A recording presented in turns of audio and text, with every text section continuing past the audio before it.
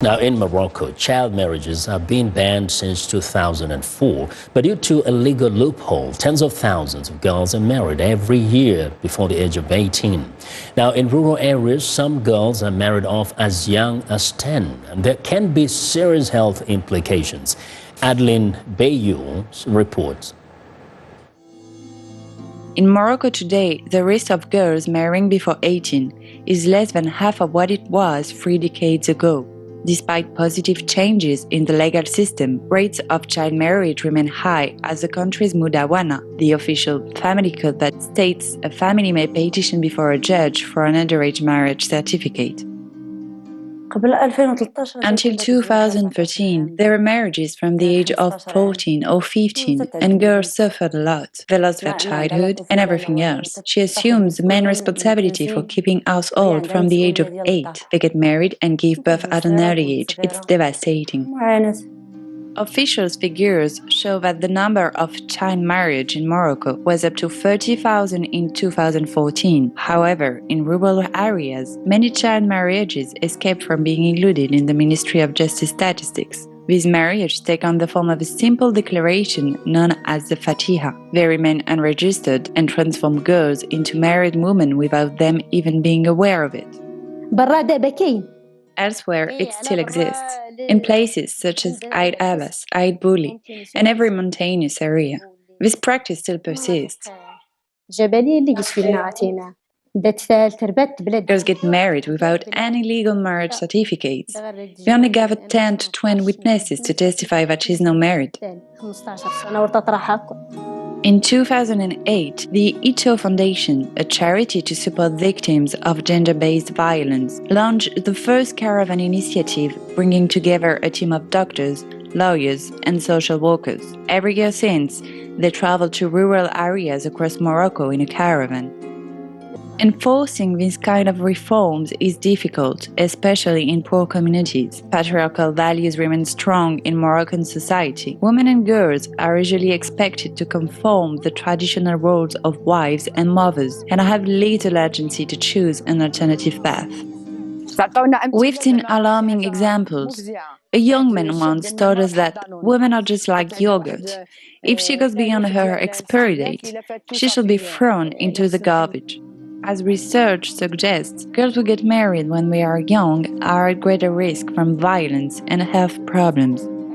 A girl who gets married at the age of 14, when she is 15 and pregnant, since the base of her pelvis is not fully developed yet, she can't give birth to a child through a normal delivery. She is obligated to have a cesarean birth. But she can't access that since she's giving birth at home. This girl and baby's life are in danger, which results in high infant mortality. According to the International Center for Research on Women, girls younger than 15 are 5 times more likely to die in childbirth than women in their 20s. Yet, the Caravan Project is working in Morocco, as child marriage has dropped significantly in many of the target villages. Adeline Bayou for VOA Zagora. Now to southeastern Nigeria, where women are fighting to end female genital mutilation, an archaic traditional practice. In Imo State, hundreds of women and teenage girls took to the streets on a sensitization campaign to expose the dangers of the practice.